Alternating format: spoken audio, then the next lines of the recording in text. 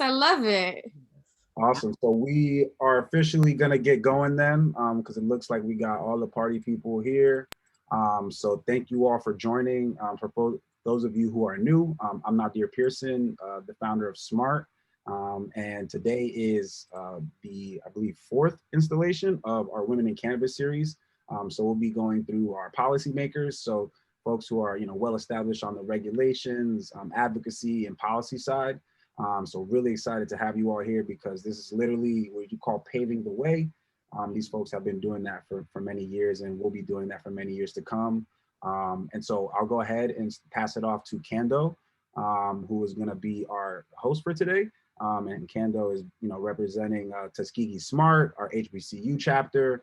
And so big honors to have that, in honor of Black History Month as well, right? So a lot of great things going on.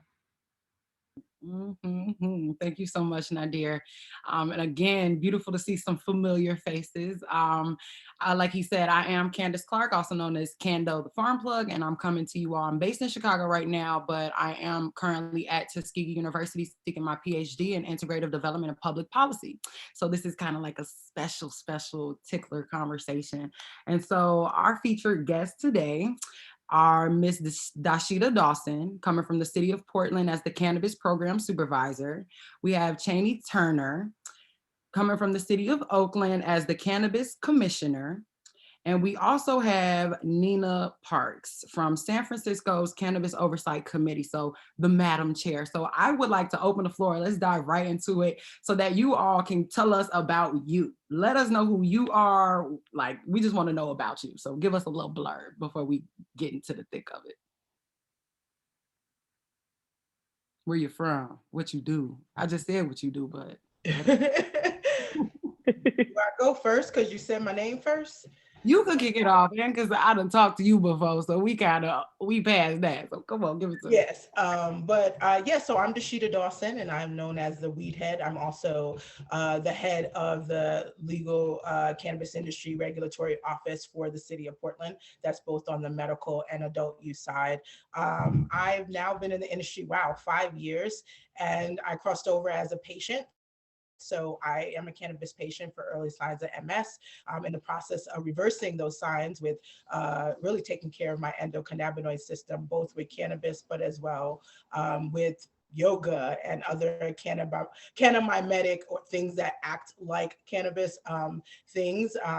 But I, am more becoming a very, very vocal advocate. I was always an advocate, but now that I work within the government, just to see some of the inefficiencies and performances that happen, I've become a little bit more belligerent about it. In 2021, I feel like our voices as women of color are needed at the table, from a logistical standpoint and sort of a get shit done standpoint, but also from the perspective of really understanding equity and what our communities need, because that has been a void, with the exception of my lovely panelists with me, that really has been a void. And I've been looking towards their jurisdictions to bring in new ideas to Portland as precedent.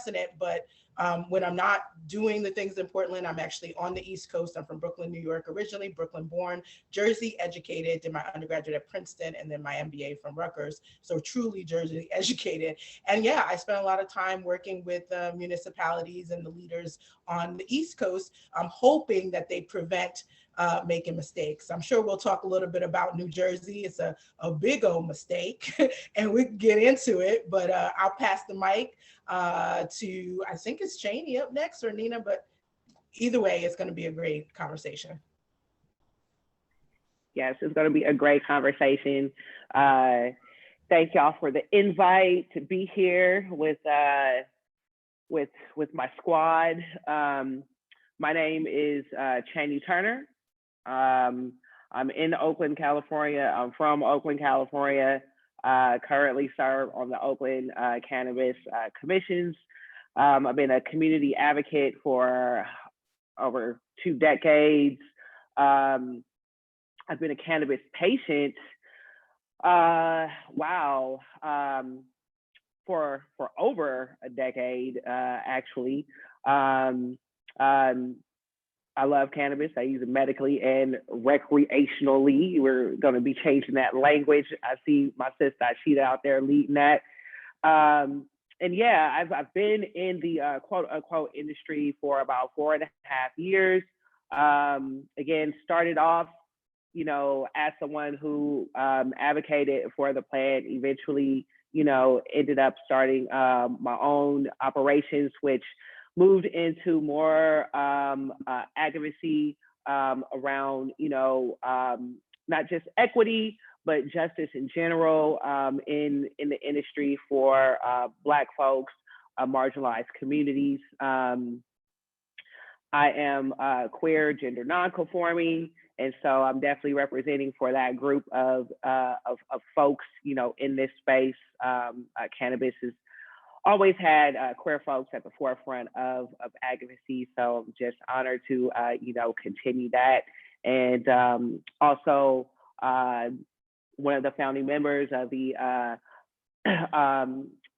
Cannabis Regulatory Commissioners of Color, along with Dasheeda and Nina, and some other amazing, strong, intelligent women across the country. And we're all coming aligned, really excited about some of the things that we will be doing together as a collective, and also looking to support each other, you know, in our respective cities and states. So again, just glad to be here. Got some of my cannabis as well, so probably be blazing up during this exciting conversation. I'm gonna pass it over to my sis Nina. That's what's up. It's an honor to be on a panel with you two fine human beings. I'm loving Dasheeda's lighting though. I'm like, do you have a ring light going right now? Is that I'm like, dang, it's like photo perfect right now. It's like pops. I love it. I mean, before cannabis, I used to be a photographer and videographer. So that's why it was the first thing that my eye got drawn to. I found myself in this cannabis, this iteration of the cannabis industry during 215 days in California. I'd already been a long time cannabis smoker, Mary Jane smoker, weed smoker, doja smoker, whatever you want to call it by any other name, it still smells as dank, for real. You know, I was a community advocate for a really long time, working in after school programming and then doing case management and doing diversion programs for young folks that were system impacted, meaning they're either going to the youth guidance center or they were in foster care. And also as with also people that were coming out of it. So it's either divergent away from the those systems, or people that are reemerging back into our community. Primarily from the ages of 14 to 21 was the age group that I was working with, and got bullied out of our center by SFPD. And so I was in a position where I started doing advocacy work, trying to figure out how do we not get bullied by the police officers in our neighborhood anymore. And that was my introduction into actually sitting down with supervisors and crafting language. So I helped to create the San Francisco Community Policing General Order with a group of 15-year-olds, because we figured if 15-year-olds could understand the general order, then hopefully the police could. We were wrong, but the 15-year-olds understood it, and so I have hope for the future, right? But then my body started shutting down during that time period because of bumping against the system, especially against SFPD, who were harassing our space on a regular basis. My nervous system started to go haywire. I had sciatic nerve issues. My eye was swelling shut. I was sick on more occasions than I had ever hoped. And so I kind of, with really great sadness in my heart, because in our community, our young folks, they're looking for stability in the adults in their life. And I didn't want to be another adult that was going to abandon them, right? Because that's also how I felt as a youth growing up in San Francisco as well. But I was no use to them with my body shutting down and my attitude bad, right? So I had to go on my own healing journey. And part of that was integrating yoga and cannabis and photography and art into like a therapy for myself, right? Doing like a lot of hip hop photography, shooting concerts, you know, like being right next to where the bass is, like it's healing, you know, being in those spaces. And weed was always a currency, right? I don't know how many occasions got me backstage or in pit because I gave the security guard weed, you know? But in 2014, at the end of 2014, my brother was arrested for cannabis in New York. And like at that point, he had a vision to roll out a brand, which is called Mirage Medicinal. He is still working on his brand, and it's still awaiting licensure, even 4 years out since legalization has happened in California. He's an equity applicant, still waiting to be licensed in the city of San Francisco. He was in jail and they were talking about international cannabis business. And I was like, what the fuck? You know? And I met Amber Center at the International Cannabis Business Conference. And we kind of looked at each other like, one, we're the only ones that have weed here. That was the first thing, you know, like I could smell it because she had a perfume nug in her lapel. And I was like, you got weed? She's like, yeah, everyone else is drinking wine and beer.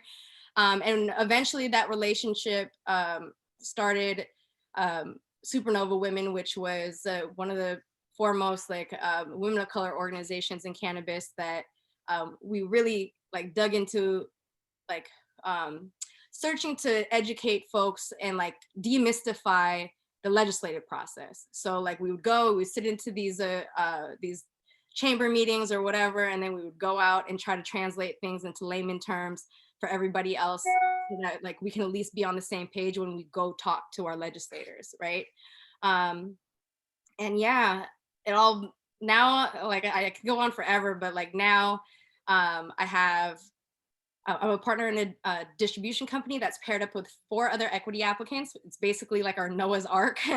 I have a brand called Gift of Doja, which is now on shelves in California. And okay, I gotta stop you because you're giving out all the goods. We gotta lead up to the shame. Sorry, okay, and that's it. Okay, I'm done. It's good though, because you definitely started answering the next question, which was, what sparked your initial interest in the cannabis plant and the industry? Because you know, some people are just interested in different story than the one that I told you. So okay, but that's like. You got us there, Nina. You got us there. So you can toss it to Chaney or Dasheeda. Either one of you ladies, feel free. Whoever wants to pick up the mic. I wish I was as cool as Chaney and Nina in that I was like not a consumer at all. Real talk. Oh. Like athlete, D1, play ball, and that was just like not what I did. Now my mom and all her cousins and just the people who took care of me, we was always around. We just knew we weren't allowed to do it out of the house or even talk about it or be even around it. And so a lot of my male friends, I was a tomboy.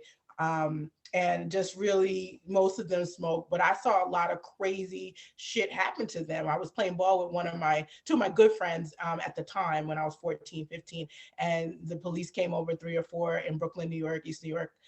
In the 90s was just over policed, and it was mostly because of cannabis. And so that to me was one of my most distinctive moments. I've testified about it, watching them come over, harass us. I kind of got left alone because I was a girl. They were confused because I dressed like a boy. So they were just like, it was a lot of harassment in that way. They told me to move to the side, but then I watched them throw my friend Charles down to the ground, take him away. And truthfully, I still don't know what the hell happened to Charles. And they didn't find anything on him, but they used the quote unquote smell. I think older cats were smoking in the projects nearby, but they came to harass 14 and 15-year-olds. I'll never forget how scared I was. I ran home and, told my mom. And of course, that was more or less like the police were wrong. Like that's what she said. And that stuck with me. But nonetheless, the experience still was like, that's not what I want to deal with. I don't want to get shot. And, they held the gun out at us. Like, it was just, still to this day, I don't like the police, period, because of that experience. And then I've had more, but mostly that one stood out. But even then, when I got into my adult years, I, started dating a cat who was smoking. And, that was one of those things where I'll work with him on that, like that, I'll be real. I was very judgmental, but he was extremely bipolar. And I saw over time how cannabis was really essential to his regimen. I mean, a year into us dating, I was like, dog, did you take a hit? Like, I was encouraging it because I saw at least that. And then finally I got into my grown-up years and I was living with my mom. She was suffering from breast cancer, and I was a senior executive at Target. And all those years of playing ball, they were slowly wearing on me. I had arthritis by 19. And I moved to Minnesota, and it was negative 25-degree weather. And I was dying. I mean, dying, insomnia, my body, I woke up like the Tin Woman. And while I was getting weed from my mom, I made a deal with another executive. His dad had lung cancer. He was bringing in good stuff from California. Minnesota wasn't medical yet. So we worked together to do that. And finally, she was just like, I can hear you pacing. You're not going to sleep. You look raggedy. Like, she basically was like, you look raggedy. You need to smoke. And that was actually the first time I smoked with my mom. I had done it on vacation. It was like, not something you do with your mom, but it changed, I think, especially now that she's not with us, because she passed away just before, like, that was the catalyst to get into the industry. It changed the way I thought about cannabis. I became a medical cannabis patient. Now it's been about 13 years, started experimenting on myself. That's why my cannabis cocktails are on point for my body, right? And what I need to be at my most functional. And it took me a while to finally be able to come out the closet and say that. And mostly my friends were shocked. And when I came out the closet as the weed head, they were like, you don't smoke. And then when I showed them what I know about the molecular aspect of cannabis and what you can do when you mix modalities and delivery mechanisms, they were like, yo, you are the weed head undercover. And then, it became clear as a patient, I didn't want to be a refugee. I didn't want everyone else to have to be a refugee. I moved when my mom passed to Arizona, and I became a medical cannabis patient. And that was a privilege, right? Like, I had the money, I was an executive, and I was like, no, I'm not doing this shit anymore. I love what I do, but it doesn't serve my soul. And I'm still sick and I can't figure this out. And the doctors don't understand what's up. And I went through a lot of doctors. They did not, most of them were cool with me, spoke a little bit here because they could tell I was intelligent. But a few people alarmed me by having counselors come and call me. And, like, really, they started to go down the process of me being drug seeking. It was just a little bit much. So Arizona was where I went to be a real patient. And I was shocked that the industry was still so far behind on the science. How was I privately in my home more advanced in knowledge than the bud tender that was getting paid to provide information to me? And furthermore, when I looked at the packaging and just sort of the standard things at Target and Victoria's Secret that I oversaw and led, it was just missing. I'm like, we were still seeing baggies at retail in Arizona when I first got into the industry, slapped on with a Post-it. And so where I transitioned was really a nexus of me being a patient that wanted a better experience and recognizing I had the corporate experience from Fortune 100 companies to actually implement and do it. And so that's when I jumped in, and I brought my sisters with me. And it's been a ride, of course, but what I've learned more than anything else is most of these companies that are MSOs, huge brands, don't know what they're doing. They don't have strong P&L management. And in truth, they don't care about equity. They don't care about if the flower is good, and in the sense that the legacy market does. Like, your plug prides herself, because I have a few, on like what they actually, are growing or procuring. And I felt like it was a little bit half-assed in the corporate side of cannabis. I also really saw that imbalance, right? It's like, how is it I'm on the West Coast making money, and then I come back home and see people in Brooklyn and they're still like, really hiding their usage because they're afraid of the police. Still, I was afraid of the police, and I was afraid of what I smelled like. I felt like I smelled like cannabis all the time. I love it now, but when I first started, it was like everything odor proof. But at this point, I think I'm pretty pretty solidly backed by the science and led by the justice component. And that's the two that, you know, guide me. And then the social part, meaning the part where we get to meet cool people and I get to smoke with a Nina, I get to smoke with a Chaney, like that's just icing on the cake. But the science and the social justice piece of it have been what interested me and what drives me every day in my job. Ashe, thank you so much for that. Y'all touching on some hot things. So Chaney, give it to us. I know you got a story because I heard that Oakland. I hear the Oak, like the cat of Oak. I mean, I hear it. So let me know. Let me know. Well, as far as my cannabis journey story, you know, a lot of my friends started smoking in like junior high school. You know, I had tried a few different times in high school, but I think I was just paranoid, you know, and also still having, like Dasheeda said, still having that personal stigma.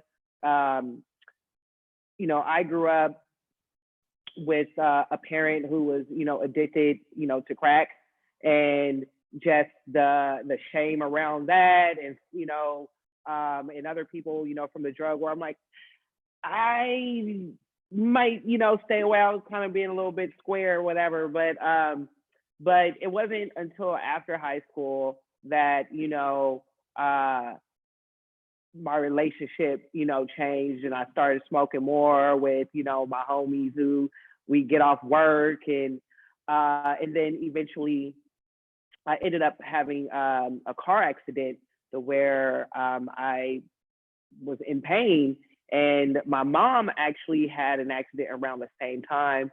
She had already been clean or whatnot, but she still used cannabis, you know. And it took me a while to accept that too, you know, for her, but she was using cannabis medicinally. She had, so we both had got injured around the same time. She had broke her ankle, I had an accident, and she had got a cannabis card from her doctor. And I ended up getting one as well. And, you know, just the difference, oh shit, sorry. I had a phone call coming in. Just the difference of feeling, you know, safer going into a dispensary and having like some different options. And this was like in the early 2000s, you know. I started going to a lot of the what's now considered legacy type of dispensaries. Some dispensaries that opened, you know, early here in Oakland and San Francisco. I'm sure, you know, Nina them remember some of the spaces down, you know, in the Mission and other places that you can go and not only get weed, but also find community.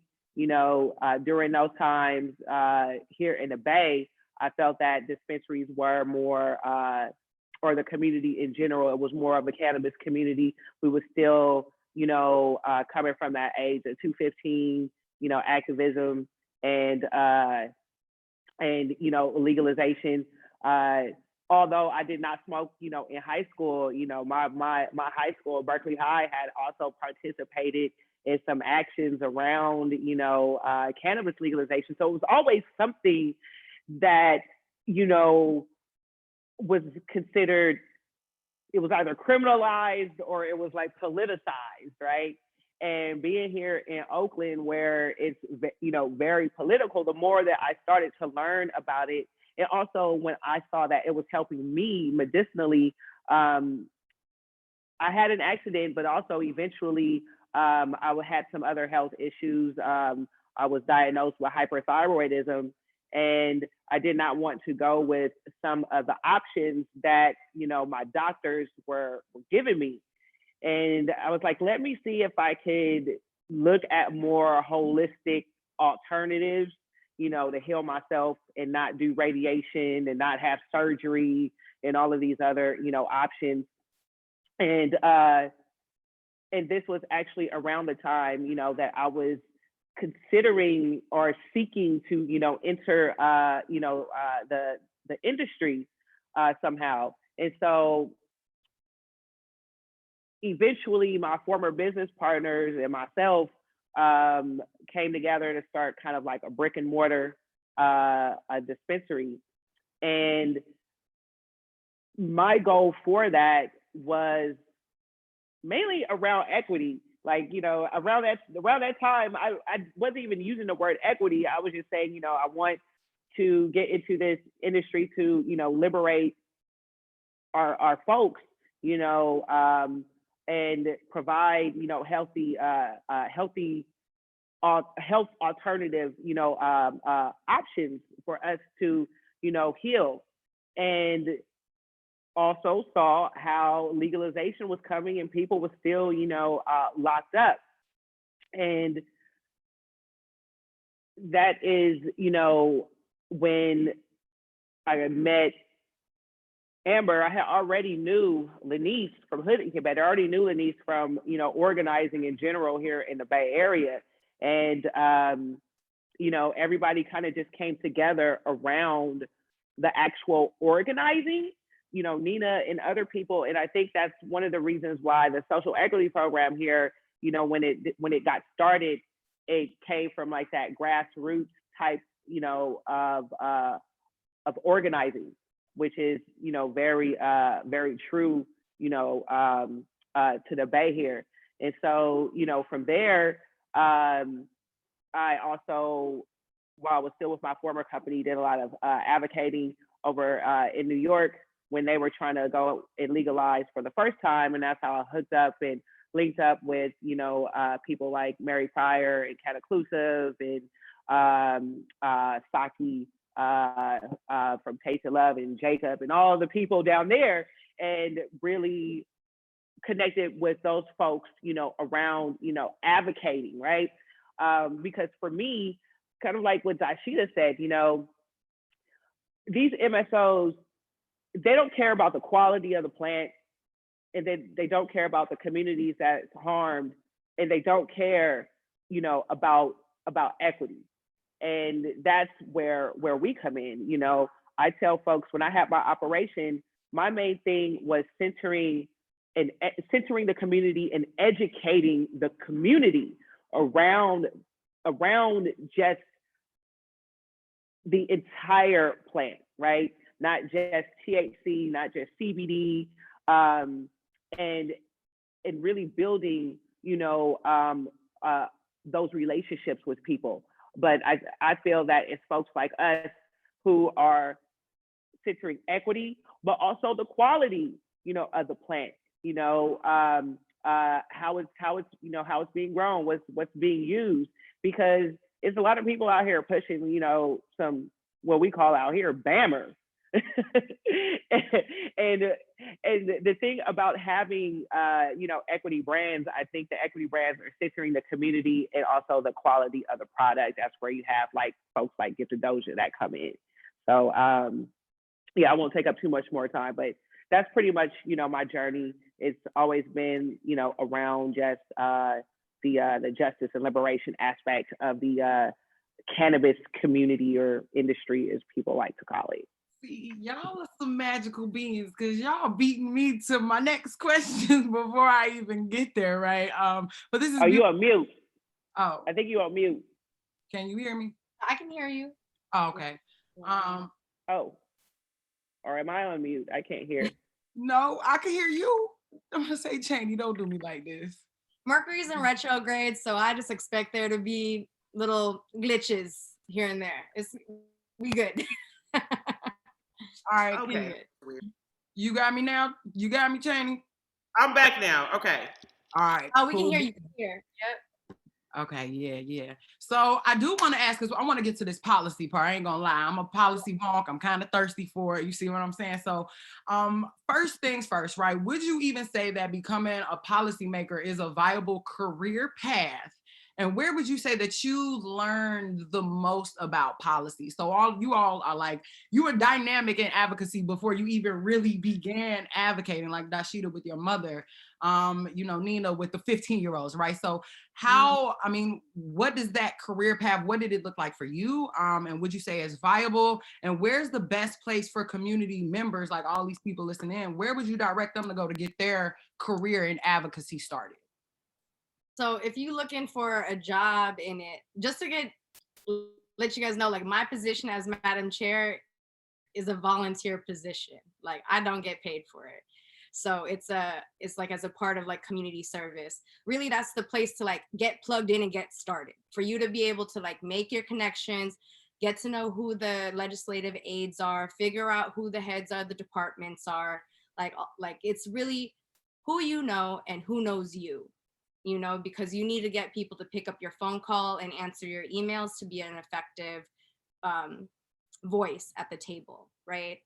And then also like get together with like-minded people, right? Like people need to know that you're part of an influential community of people that will participate and hold people accountable, right? Like that's where, at least for us, that's where our power comes from. We don't got money like that.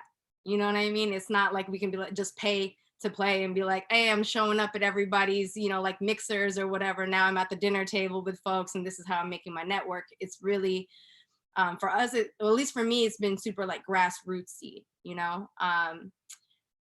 and then also like you guys can you are allowed to go into your lawmakers' offices. You are allowed to show up and book appointments with them. Like they are your, like public, they're supposed to be your public servant, right? So, like really like being able to make those relationships are the most crucial thing. You can do that with or without a career. As a community member, you should have it. And then also, obviously, if you want to be able to make money off of it, then definitely have those pieces. You can come in as a consultant. You can come in as someone that like actually drafts legislation. You can come in as an analyst. You have so many different avenues that you can plug yourself into depending on your degree of interest and your time commitment, and then also your ambition for like making dough, so like wherever you fall on the spectrum, there will be a place for you. Shay, thank you for being honest about the volunteer part too, because that's important. A lot of people be thinking millionaires that they want, and that's not necessarily it. My bad. Go ahead. And that's the main thing. That's the main thing people should know. That's important to know. Some cities are different, but like Nina, the position that I have here on the Oakland Cannabis Commissions is a volunteer role. It's unpaid, and that goes for the people who are doing like the main work, no matter where you live, whether it's cannabis or anything. A lot of that is unpaid, and because people care about the communities. I attend multiple city council meetings about my city anyway, regardless, of cannabis. And so if folks are looking to, get involved on the policy and political side, like Nina said, it's just as simple as, attending your local, city meetings. We were able, even before coming onto the commissions, we were able to work on a lot of policies just as residents and advocates and patients, right? And it's important because majority of your elected officials know very little about cannabis. They know very little about the health benefits, but most importantly, they know very little about the financial benefits that cannabis can bring as far as revenue, to the city. They're so busy, cities, states, locally and nationally, they're so busy trying to gatekeep the plant and all of the money that they're actually doing an injustice. They're doing an injustice to us as constituents and patients, but also again, to the revenue. One thing that we're trying to advocate here for currently is to create a Department of Cannabis that is solely dedicated to working on cannabis related work, right? Having, staff and all of that, it will definitely, benefit and the extra work that we do behind the scenes, as commissioners, myself, Chair Martin, and a few other people. Again, it's just coming from a place of love and true advocacy, because if no one's going to do it, it's not going to be done. We would not be where we are currently. So get into those rooms, get into those Zoom meetings. You can, definitely attend a lot of this shit virtually currently. So yeah, that's a good start. And if you're looking to make money, then I would not. This clearly is not a money making, position. There are other positions in the industry where you can, go and look, but we need more advocates. We need more advocates. And so some of the work that I have been doing, with my org is actually communicating with social justice organizations that's here on the ground, working around housing, police sanctioned violence, and other things, because they're all connected. And we need more numbers of people to join us in this fight or this marathon. I'll just piggyback a couple of things.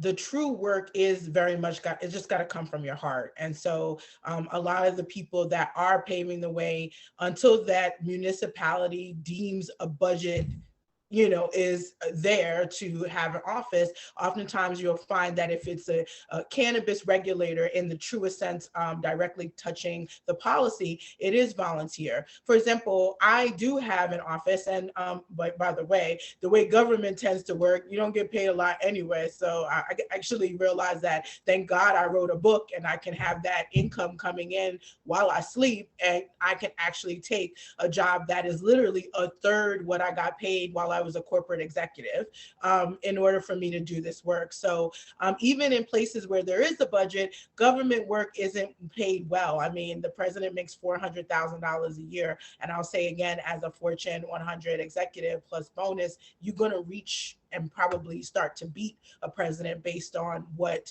you're doing in corporate space. So just government work in general, our last administration, he probably showed us that you got to make your paper elsewhere, because it's not happening in the government, which in some ways is why there's so much corruption. But I will say, Chaney brought up a really good point, is that there are different intersections with cannabis that do already have established organizations that we don't have enough people coming out necessarily interested in, whether it's ACLU or DPA.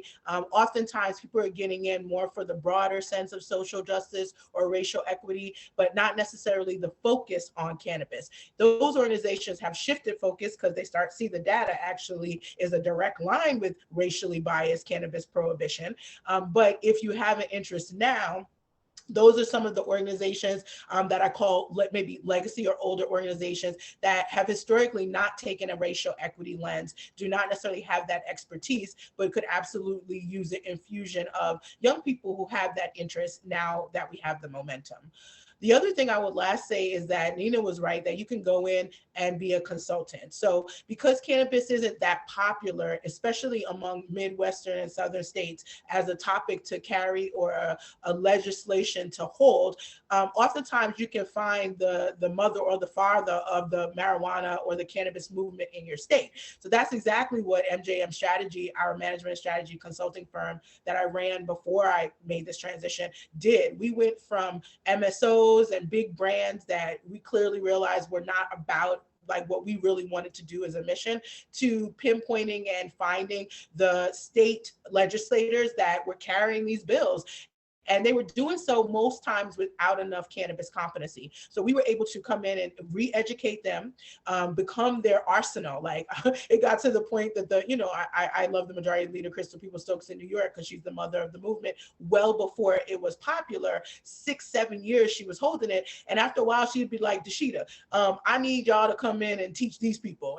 Or Dasheeda, can you come in? So it became, even though it was slower paper than a contract from a private company, because the government takes a long time to get their contracts going, it still eventually became very recurring money in terms of contracts, because we were willing to make that sacrifice in the upfront, which sometimes it felt like volunteer, and then eventually we started to get paid. So there's different avenues in, and I just want to make sure people recognize that you may have to, it's a game, you might have to juggle them all in order for you to see the results you want, and also have a living wage that you need. Oh, I can't wait for the shame. Whoa, I can't wait for that. Oh, my power just went out. Oh, I don't know why. But This shameless plug session at the end is going to be exciting. I'm going to fix the power. But my next question is around social equity, right? Racial equity. We keep throwing this word around, but can you talk more to the successes and the failures of social equity?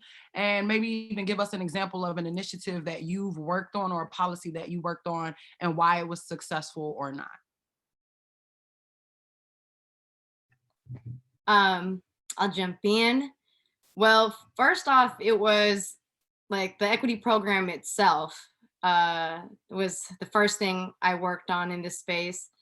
And like, since it is Black History Month, we have to make sure that we give a shout out to Desley Brooks, who was the council member for East Oakland, because without Desley Brooks, we would not have an actual program. Like her office was the one that took up charge and actually writing down the language and then working with us as advocates to get something that was at least implementable, right? And then also for San Francisco, it was another Black legislator by the name of Malia Cohen who actually penned the legislation and got it down. Now, in San Francisco, what really helped us was working with the Human Rights Commission. And the Human Rights Commission of San Francisco was working with an organization called GARE, which is the Government Alliance for Racial Equity. So we were using frameworks from GARE to help us put together like our asks and the way that we were approaching writing the equity program itself. So it wasn't enough to, like, first off, like the policy was based off of a report. So we had to be able to get the analytics and the demographic information and everything from the city's police department and from and also from like the city controller's office to be able to have the data on arrests and also income, right? From there, it was like, all right, we have the information where we can see where and prove that there was literal, like, you can see on the chart of where it dips and where it climbs, like, it is just like, there was a point in time where there was like, they had what we call bagged and tagged, and like a lot of like the African-American men, and then all of a sudden, all the arrests were African-American women. Not all, but like the largest majority. And we had that data. So at that point, they can't turn away from it. Because it's like, okay, so you're gonna tell us that there wasn't a disparity, even though we have information, right? So at that point, it's hard for people to turn away when you have those, like the data to back up your arguments, right? And then like there was questions that, like guiding questions that they had us use, which was like, like who benefits from this policy, who is harmed by this policy, what are the challenges of implementation, and we had gone through all of these questions. However, our legislators didn't continue the conversation with us on like the implementation piece, and they said, we're going to do this later, right? However, that's not necessarily how it happens, because people transition out. They politicians get new job placements, they get voted or appointed to other places. And then if you don't have a relationship with another policymaker coming in, then your initiative just gets dropped.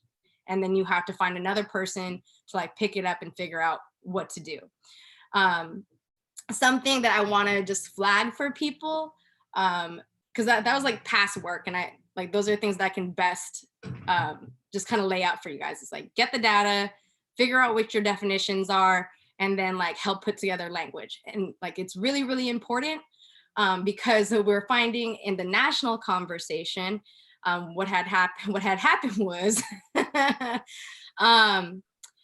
they didn't, the legislators that we talked to, or the legislative aides that we talked to, were not, like pressed at these moments to develop new language. Like it wasn't on their radar. They were just trying to get something through. So they cut and paste things from other documents. And like when we brought it up that in San Francisco, we actually thought about like a new strategy to approach, like, we're like, okay, previous words, like codified racism, new words, no codified racism, opposite, you know what I mean? And like, we were like clear on it. But what the lady said to me, she was like, yeah, I guess the problem is when you cut and paste language is that you also cut and paste systemic racism too. I was like, okay, I'm glad that we got, I'm glad we said those words. So let's not go back that direction. But it doesn't really seem that they're super interested in creating new words. It feels like overwhelming to them. They got too much on their plate. Cannabis is not their favorite subject. So like, if you want to make some marks on folks, like one, MCBA, so the Minority Cannabis Business Alliance, has has a white papered like sample ordinance, right? So there's like a baseline for something you can tap into and start editing down from. So it's already formatted in ways that legislators need. And then whatever jurisdiction you're in, you should be able to use that as a tool set and, go in and like add or subtract whatever it is necessary for your guys's legislation, like legislative area, whether it's a locality that's willing to talk about it or whether it's the state. And then national's coming, so better brace yourself. But that's my 2 cents. I'm sorry, can you repeat what the question was?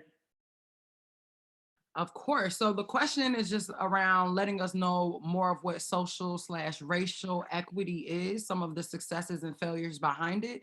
And I was just thinking that one of the best ways you may be able to do that is to give us an example of a policy or initiative that you worked on or are familiar with, and let us know like how that went. Well, what made it work? What made it fail? Like painting that picture.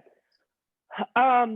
For me, cannabis, social equity, it's, some call it a form of reparations. For me, it's a justice issue, right? Which kind of, again, ties in, to all of that. And I'll just be frank, because Nina covered a lot of things, right? And we all talk multiple times a week, right? Whether it's, on meetings, on Clubhouse, or on a panel, or somewhere. And so we are all very clear about what's happening. For me, what is frustrating is that we have to do the work to prove that we deserve justice, right? We have to do the extra work, and not prove, we have to do the extra work to demand justice, right? In every sector, we have to demand justice to not be terrorized and murdered by police. We have to demand justice to have safe access for housing. We have to demand justice to get into an industry where where multiple people are still behind bars, and you have people who are still suffering, from trauma that they've had. And one thing that Nina said is important. It's data. It's data. We literally have to do the homework of elected officials. We collect the data, right? Come up with the programs and go back to get rejected, then come back to the table, that works for something. And is that actually equity, right? Is that actually equity if the people who have been harmed are actually telling you this is what we need, and we still have to go back to the drawing board, right? And come back with something that's more acceptable for them to continue gatekeeping on the industry to just give us, a small percentage of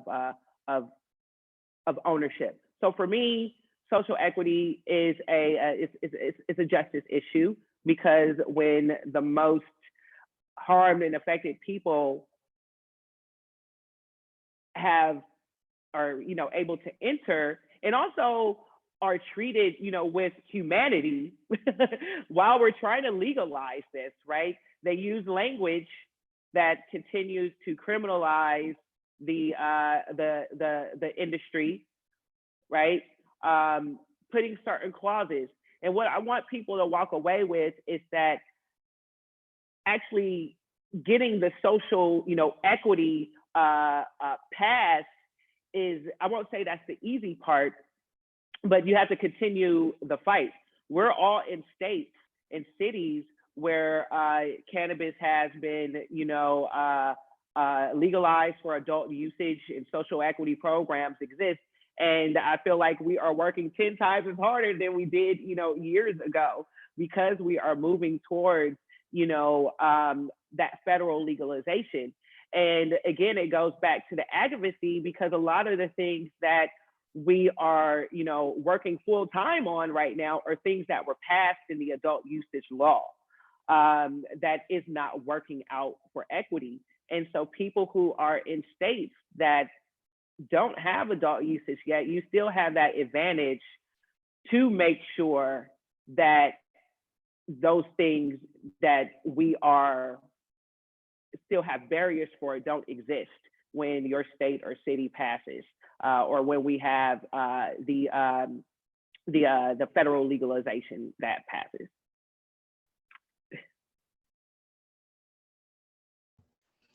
So it's hard to follow, because they're really in San Francisco and Oakland leading the way on the innovation in the equity space. And a lot of what I've been doing in the city of Portland is trying to figure out what can we implement, because within the city of Portland, I have the great pleasure of just literally being myself. There are a lot of progressive white allies within the city of Portland that don't always feel comfortable coming to the table, demanding certain things or being the voice. And I've sort of been catapulted into a position that allows me to be both the voice from a regulatory framework. I mean, at the end of the day, I ran multi-million-dollar businesses. The government is inefficient, and equity actually drives efficiency for the government. Okay. And so there's that. And then, oh, by the way, I also happen to be a Black woman who's experienced a number of the inequitable policy implementation. And so what does that mean? It means that you might have something that is for small businesses in general, but still Black, Indigenous, and Latinx communities are even less or disproportionately less than even that group, right? So even things that are meant to be equitable still are disproportionately inequitable. Here's what I would say. Across the country, the biggest wins have come when we're able to take this very brand new revenue. Now, you got to think about the government as a multi-trillion-dollar business. And when you look at your city, like for the city of Portland, it's a $5 billion business that the mayor must run. And when you look at your state, right, it's that type of budget that the governor must run. So you see the mayor at the city level is the CEO, and the governor at the state level is the CEO, if you will.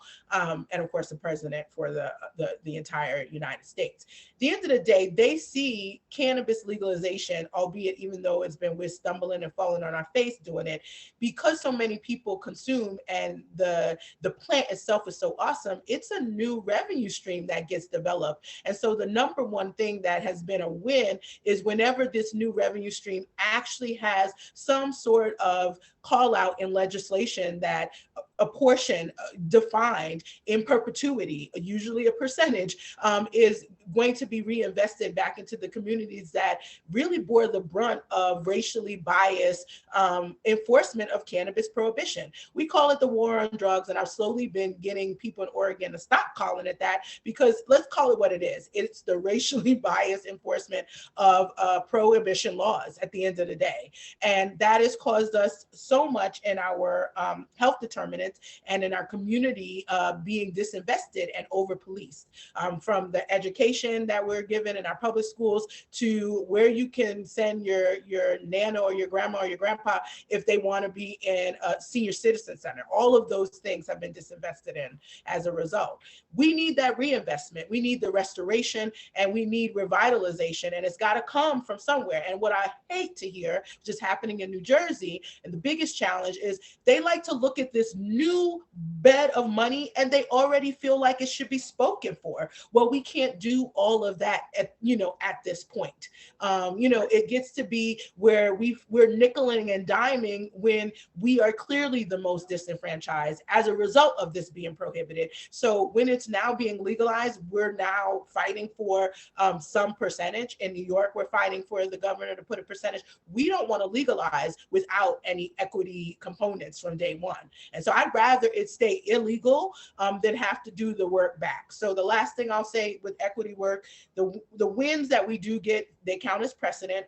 Learn from what's happening in other cities and states as jurisdiction and bring it to your city and state. I do that all the time in New York and New Jersey. I know they're tired of hearing about Oakland, but they're going to keep hearing about it every time Oakland does something new. And I know they're tired of hearing about Portland, but the same thing. If you have a case as a precedent, and it's hard to argue it because what they use often is, well, we don't know. But no, we do, because we have some dynamics that we can measure, and we can actually see the Oakland equity operators succeeding and doing better, outperforming the regular operators. And so that's data that we definitely have to spread to the masses. I'm really, I get frustrated because I think there are a lot of smoke and mirrors in government. And part of the reason I even decided to go on the other side, if you will, is because I was tired of the barrier and you kind of don't know. That's why I'm kind of saying, is calling BS on things, right? When you spend a multi-million to paint a ground or to light up the Niagara Falls with black, red, and, green, but you can't give millions back to a community, we have our priorities on equity completely wrong, period. Just like they wrong. It's just, oh man, y'all getting to it. It's getting real. So I have one more question about this policy, and I don't want to dive into the woman in cannabis part. Oh man, okay. They just wrong. They wrong. Okay. So you all kind of hinted on it, right? We're talking about precedent. So what are some of the next states that you think we should be looking towards for legalization and social equity? And then for federal legalization, right? What should we be expecting for that in general? In no particular order. Go ahead, Chaney. Wow, what should we be expecting? We should be expecting a marathon. It's already a marathon and it's not even federally illegal yet. One thing I want to say, because Dasheeda brought up a good point, right? Our government is incapable of providing actual equity to communities and industries, especially within the cannabis. We are up against multiple barriers. The government just isn't one, but yes, someone just said, big pharma in the chat, and we're at a time to where this is definitely, although COVID isn't crack, COVID is doing the same thing that crack did to the communities as far as decimation. Job industries that are gone,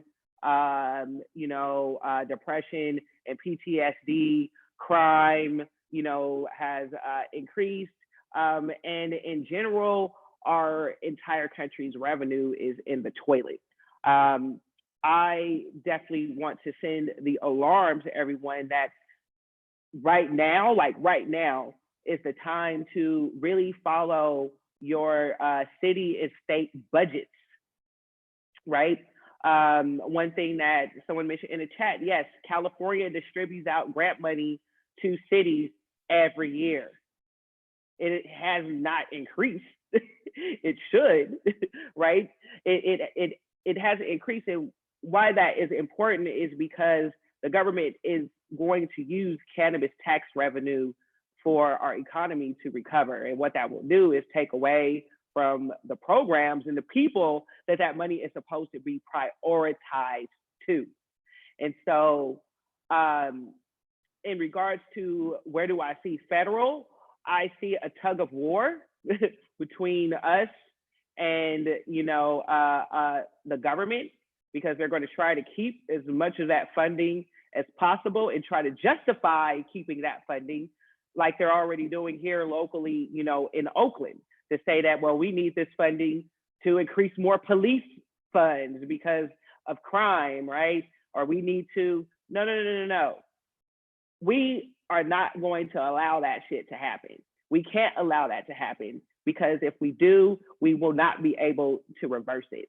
And so again, I am just glad that I am in community, and I call, Nina, Dasheeda, Mary Annenberg, all of them, my cannabis comrades, because we are comrades, in this.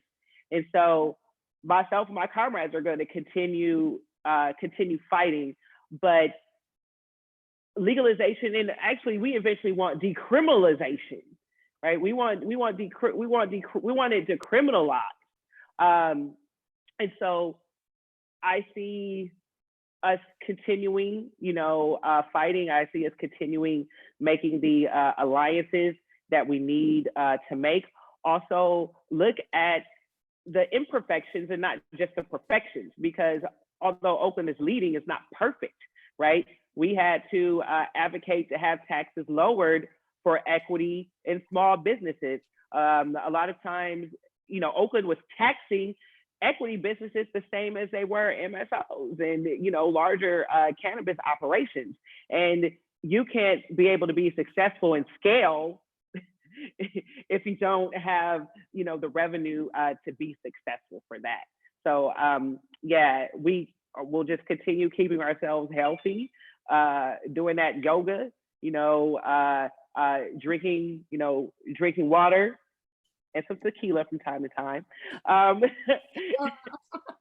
and just continue building, because I don't see the federal being an easy feat, especially with the amendments that were in the MORE Act. Nina and I will be talking about that tomorrow on a whole other panel. So just more work, more unpaid work. More unpaid work. But it's worthwhile work. It's worthwhile work, because like the opportunities that we've seen for folks, and that wouldn't have thought, like I have so many homies that was like, yo, this is the first time cannabis conviction did any good for me. I was like, right. Whoa. I mean, it's work that pays off. It's work that pays off in the end. Exactly. Right. So worthwhile. Okay, so things to watch, I would have to say, watch California still, because with California integrating all of their all their state departments into one Bureau of Cannabis Control. So like the CDTFA and like what other acronym I'm blanking out on right now, and the other acronym, they're all gonna go into one acronym. So watch that, because we're gonna be pushing on multiple levels. They want for 610 employees to be employed, but a lot of them are enforcers versus people to help get people through. Like right now, we're having a huge issue in California where over 100 people lost their licenses because they said that there was some, like, they were out compliance, when all of these folks also are having trouble with their uploading system, where they've uploaded documents multiple times. They have documentation that they've uploaded those documents multiple times, but they have gotten their license revoked as of Monday, which is a huge like devastation to like a lot of small businesses at this moment right now. So we're working through it, and keep watching it, because we need eyeballs on it. We need people to help push, the state of California. And apparently they're also having issues with the database in regards to vaccinations as well.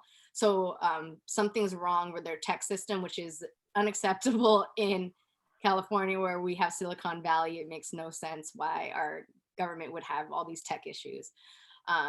That puts people out of compliance and out of jobs, and people they can get raided at this point. It's not safe for folks right now. It's making business people into criminals again, and that's unacceptable.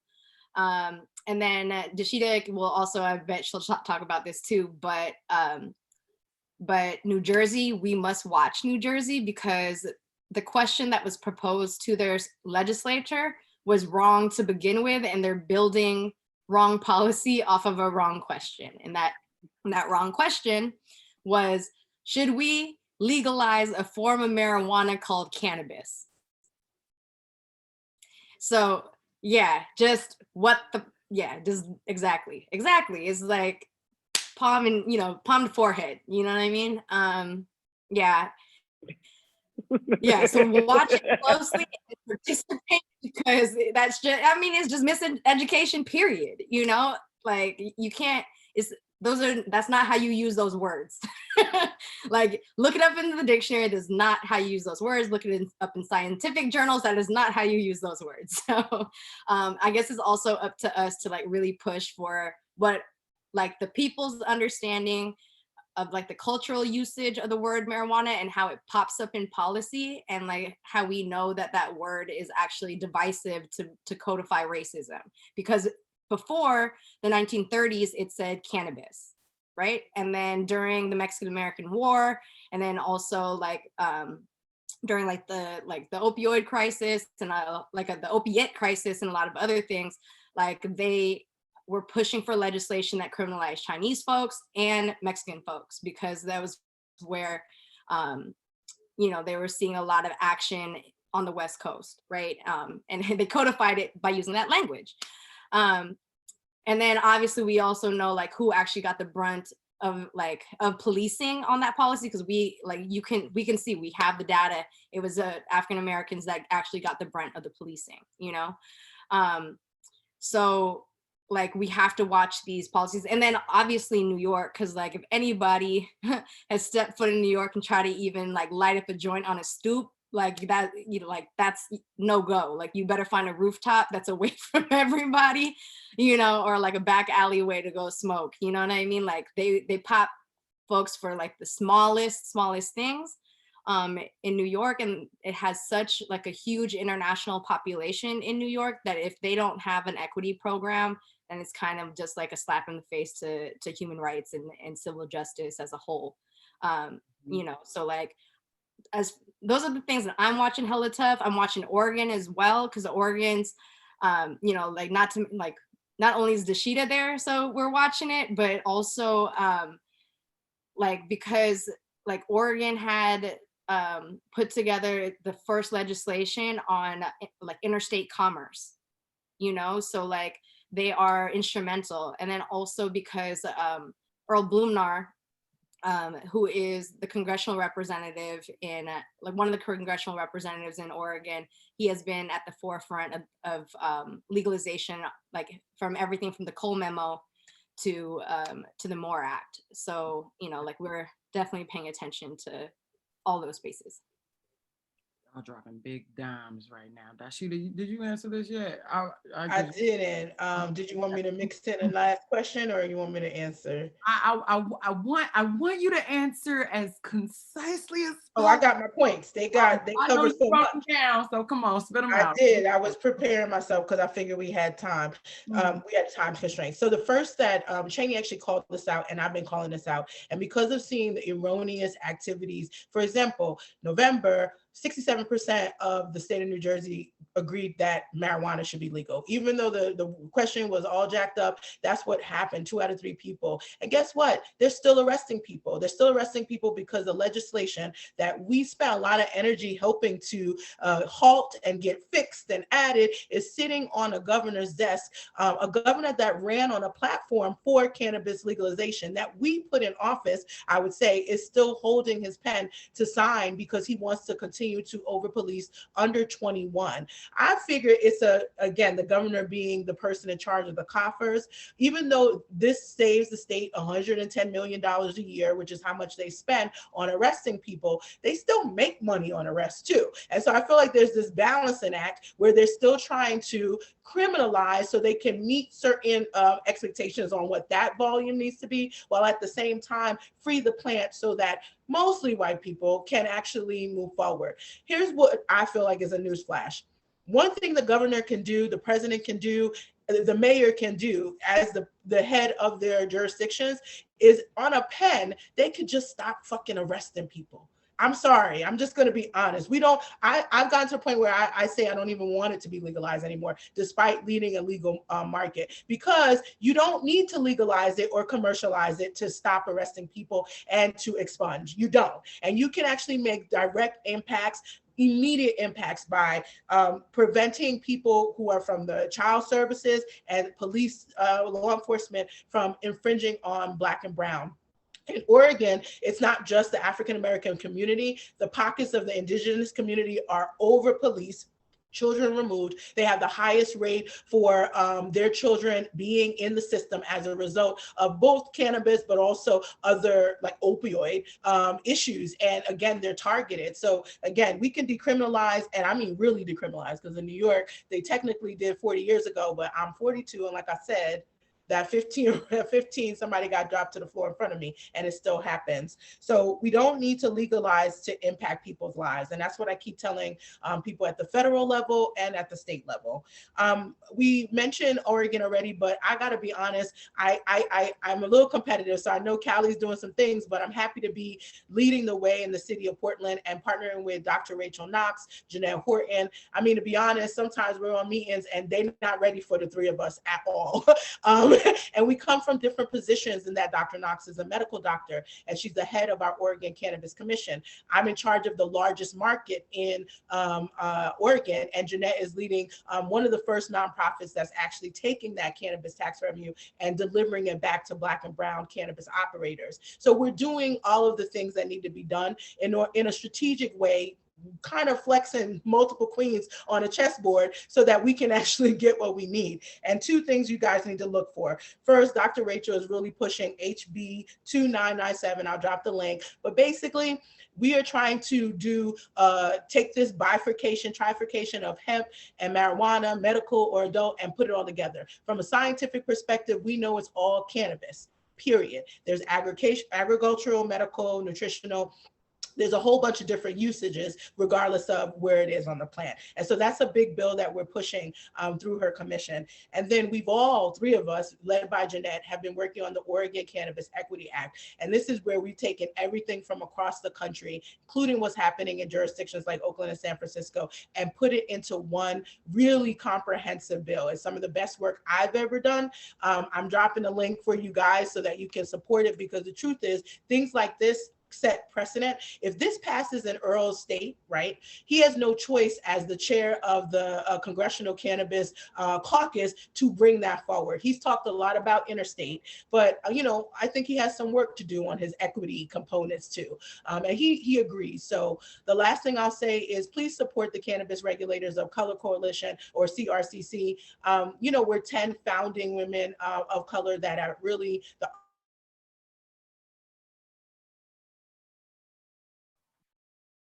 Oh no. Mercury retrograde. I'm about to say, no, it didn't. Just strike again. Oh, well, look at her face. She was in it too. She'll come back, right? Think of it. Okay, here she goes. Okay. Oh, am I back? Yeah, you're back. You have froze right when you was about to. Oh, it's all good. You guys, we got so much going on. I'm gonna drop the links, but the reality is that you guys, the one thing we should always look for is it's not a partisan thing. In New Jersey, for example, the governor is a liberal Democrat. All of the guys that I have to check are liberal Democrats. Same thing in New York. It doesn't matter what their side is, because at the end of the day, it's still not efficient, and it's not enough of what we need on either side at this point.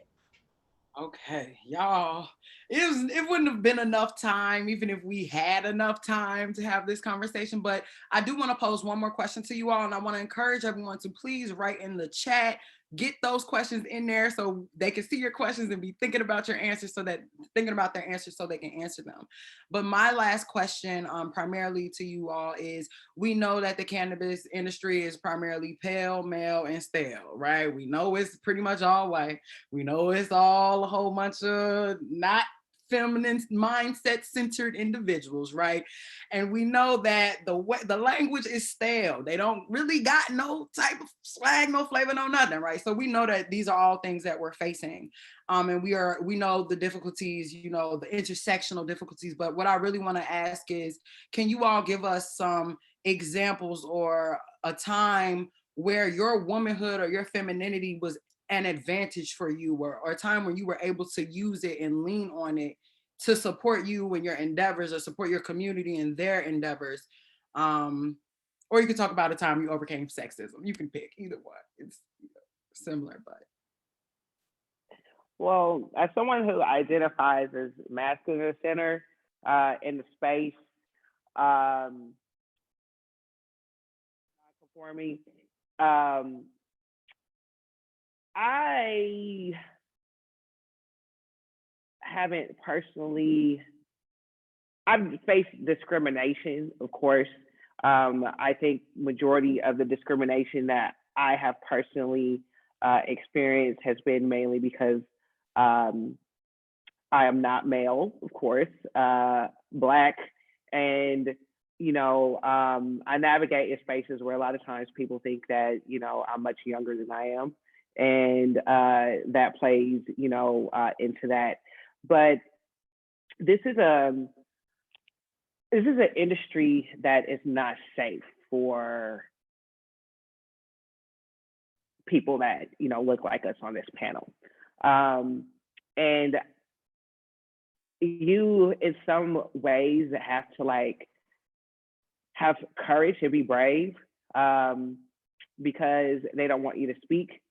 And I think having a support system of, you know, friends, colleagues, comrades is definitely important. You know, I have definitely been in spaces where I've been seen as a, you know, angry ass Black person or whatnot. And honestly, I don't give a fuck about any of that. Because if you cannot hear me and respect me or feel that I belong in the room, then yeah, I'm gonna be that person, you know. And if you're not going to give me the respect that I deserve, the way that I navigate, you know, it's not even about demanding respect. It's just outright, I'm gonna claim whatever it is, you know, that I can.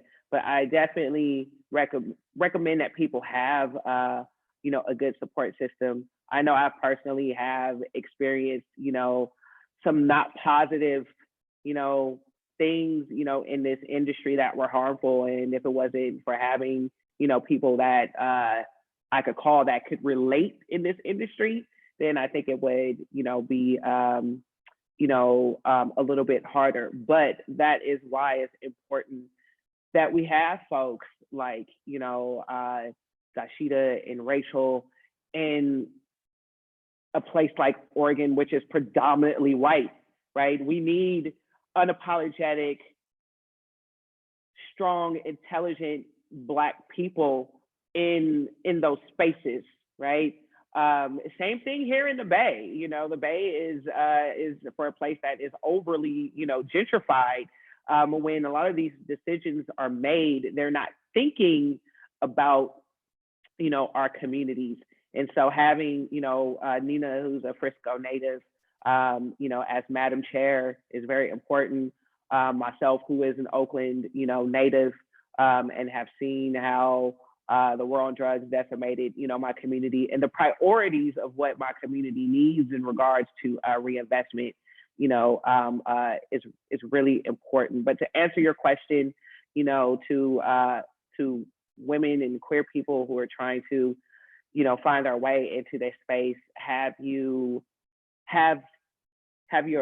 crew, your support system of people that you can, you know, call and just vent to if needed, you know, or cry to, you know, if needed, because this is the most stressful business that I've ever worked in. And I've come from corporate that, you know, where I've worked in predominantly white spaces, and it wasn't even as, you know, it was definitely had its toxic traits, but this takes the tea, honey.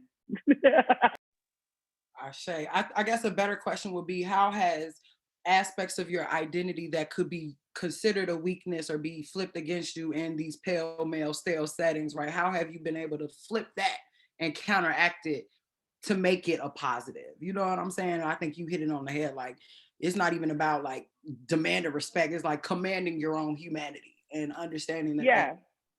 Yeah, commanding, you know, my own humanity. And, you know, for my own personal journey is that, you know, if you're not going to invite me to the table, I'm going to build my own. I'm going to build my own community. I did that with, you know, I have an event productions background. I started doing events for, you know, the Black queer community when there were not very many safe spaces for us to be at, right? The same thing with my other business, which is Town Biz, which is a community, or, you know, that was about creating safe spaces. Beyond Equity, which is still, you know, new, but it is about safe space and building relationships with people to, you know, build those spaces. And so I think myself and, you know, my comrades up here, and especially with Black History Month, to keeping the, you know, the Black women gonna get it done. You know, Harriet didn't ask nobody to lead, you know, us to freedom. She went and got it done. And if you weren't trying to go, then you could say, oh, ass back there. And we all gonna go, you know, get free. But this is what liberation looks like. It's not asking, you know, it's not being apologetic, and it's not putting yourself in a box, right?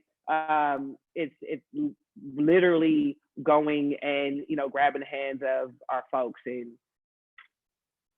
going towards liberation. I would just also say my experience has been where I've quickly gone from the office pet to the office threat, dealing with various predominantly white male MSOs, largely because, you know, when they're coming into new markets like New York, and I won't call out this particular company, but they know who they are. And when I see them, I give them a head nod, especially now what I do. They came into the new market with the intention to try to capitalize on it being led by a strong Black woman. And so they decided, while I was testifying, that they could see I was in favor among that group of strong Black women and women leading this charge in New York. And so why not hire me as a consultant? And then, of course, I do what I do, and I came up with a social impact revenue strategy for them that they could put forward. And what was real, you know, is that I thought, and I really did believe for a little bit, maybe 20% of the 5 that I dealt with the most really wanted to do what I wanted to do. So I wasn't completely dumb and thinking it was all, but it was when it came down to it, when it came down to going from performative to action, which is really important, I quickly went from the office pet to the office threat. So when we were parading around in the right circles, my big afro and me, you know, all of my, what I could feel like is a masculine feminism that I have with my Angela Bassett arms and all, like the combination, they loved it and they wanted to put it on display.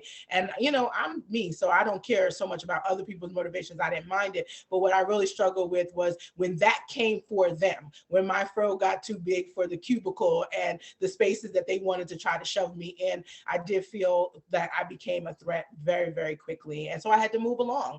And I think that that's the other thing that we have that's a power that I didn't realize I had. And I think when you're in corporate America, you get to a job and you have a trajectory in mind and you become very tied to it. The minute my mother died and I recognized that, I mean, I don't know my dad at all. So I recognized that I'm here and it's my turn, then I don't have the safety net. So I kind of had to throw away this idea of holding on to a rug, even though I'm dying, holding on to it. So I have no problem walking away from things that don't sit well with my spirit. And if it's going to cause me more stress, which by the way, when you have autoimmune issues causes more disease, then it's going to get the deuces. And I'm not going to be upset about it. It's no hard feelings. I don't even have to shade you. You know what you did. And then at the end of the day, I will still be moving forward and successful. So I think we've got to reclaim the fact that we can create things and make things happen. Yes, we may not have the best financing because they did stuff in a month that I had been trying to do for years because they had millions of dollars to do it. But we do ultimately make it to our destination. And that's been our story, all of us really as people of color, whether you're immigrated to this country or struggling to keep what you owned in your land before folks came into this country. We've been taking the long road. And I don't think with cannabis, we can take a shortcut. Everything that I've seen so far has shown that that has not been successful. And then Nina, definitely, I want to shoot it to you so you can give us your answer. And I want you all to be thinking about your shameless plugs, right? What are some resources that people need to know? What do y'all do? What you got in your back pocket that we need to be looking up? So go ahead and get your list ready to let us know about those after Nina. All right, I'm gonna keep this one sweet, short and sweet. I think the biggest success that I had in this space as being a woman is just knowing my story and being confident in my story, because no one can take that away. Like, no one can rewrite it. No one can tell me different.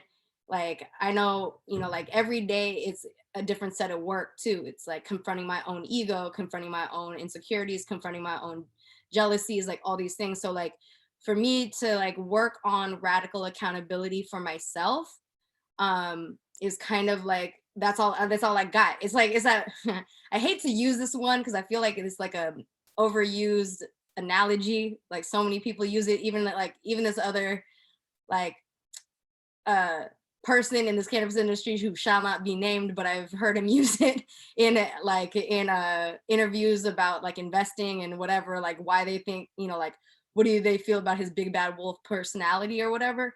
But it's like that moment in 8 Mile when Eminem is just like, let me throw everything out on the table for your ass, because like now you can't say, now what are you gonna tell me about myself that I haven't already told you, to try to like, you know, like to make it so I lose this battle, you know, like you can't, like that's like the best thing. So like whatever that means for any of you, it's like, do you need time in solitude? Do you need time with friends? Because the way that you find yourself is through reflection, through other people.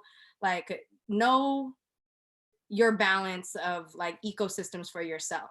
Like what is your spiritual digest? What is your academic digest? What is your like pop culture, you know, like in cultural digest, you know, like where are you drawing your nourishment from other than just the food that you eat, right? So like understanding that I have like a body system, like a spirit system and a mind system, and then figuring out what is my intake for them all, put me in a place that when I went into like anywhere, I'm just standing as myself, what man, woman, whatever around me, like it doesn't matter. I also like, I know also like in doing that work, it awakens other people's demons, because like standing comfortably in front of some folks, especially like these white businessmen or like these white legislator dudes that like are creating stories for themselves that are unreal, meaning like they're the things that they use to define themselves are based on some set of like surface level achievements versus like real life, like inner work achievements, you know what I mean? And so like you can tell, like, because they get weird and shifty and like get like this like Adderall tick, you know. It's like, I don't know if you've been around a lot of the legislators, but it's kind of that way, or like their legislative aides. I get it, like the workload is heavy, you know what I mean? I get like why they would want to, but like it's like this weird thing. But like the more you stand within yourself, man or woman, you know, like I think that has been the greatest achievement of just thinking it that way. Because like, you know, like if we are not standing in the example of the world that we want to see, it's never going to happen, right? If we continue to like allow old world gender biases to continue to creep into the way that we navigate in the world, then that's what we're going to recreate, you know? So like as much as you can to just like stand in the world and do your inner work to like be that different energy, like in the space, like the more benefit you will be bringing to the space. Because there's no other person than you, right? That is you. So just like nurture that, if anything at all. Shay, so y'all just told us that like this work is spiritual, right? Know yourself, command your humanity. Don't be afraid to go from pet to threat. I like that. That was a good one. I mean, this has been amazing. I want to say thank you all so much. If you all have any final comments, your shameless plugs, let us know about that. And if not, I'm gonna after you all finish going, I'll pass it back to Nadir so he can give us that final beautiful rap session because he does it so eloquently. But please, shameless plug. We need to know where we can find you all. What's your emails? You can go ahead and throw them in the chat. But just shameless plug. Let us know what y'all got going on before we slide out. You can. Well, first of all, thank you all. Thanks for everybody who attended. Thank you. And sis, how do you pronounce your name? Is it Kandeaux? Kandeaux, yeah. Kandeaux. Okay, I wanted to make sure I was saying it right. Thank you, Kandeaux, for being a great host. And Nadir, thank you for the invite and bringing us all together. I really enjoyed the conversation. I don't have a lot to plug. Just support your folks locally that's doing it. Follow all the folks here. Again, my name is Chaney Turner. You can follow me on Twitter at Chaney Turner or on Instagram. Don't follow me on Facebook because I don't respond to friend requests on there anymore. And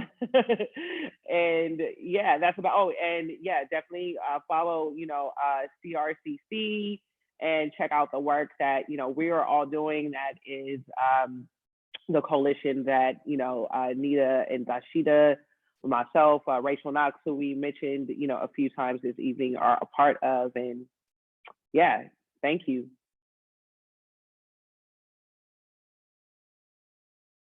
I'll go real quick. You can find me at the Weedhead, theweedhead.com.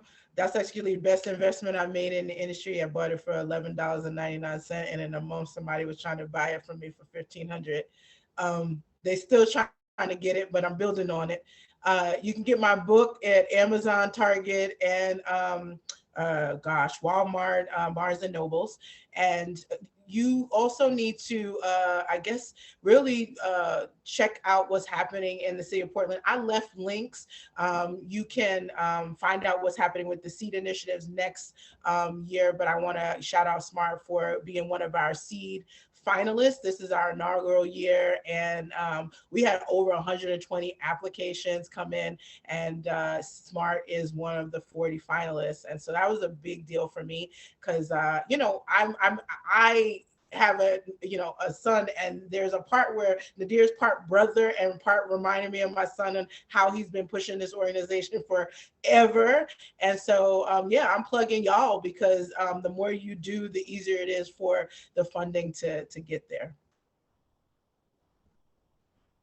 Uh-oh, I'm frozen. Sorry. Don't worry. My internet's been acting up all week, but it's all love. Our fingers crossed for SMART, though. Y'all are definitely doing it, so I'm shouting y'all out. Thank you for having me, dear. Yo, this was an amazing panel and conversation. Thank you for including me. Let's see, shameless plugs. Okay, one, Gift of Doja is my brand. It is a cannabis experience. There's a space, yes. So this one, there's a space on top of the jars for you to write and make manifestations or intentions on. So this one was dedicated to breathing room because, that's exactly what we need to heal, we need to grow. And obviously a big call to action through what happened to George Floyd last year. He needed breathing room. So it was a dedication, to knowing that that's what we need in the world. That's what our communities have been calling out for. And so wanting to support that into the space. So Gift of Doja, giftofdoja.com. Also, if you are at a dispensary in California, ask them if they have any equity trade certified weed. So there's a collection folks and a growing collection of folks who have this logo on their packaging. We are creating a legacy to equity pipeline of small businesses. And so if you buy weed with this logo on it, then you are supporting the creation of this pipeline as well as our ability to organize together. So ask folks if they have equity trade certified weed on their shelves. Alrighty, well, again, shout out to all 19 participants that stayed to the very end.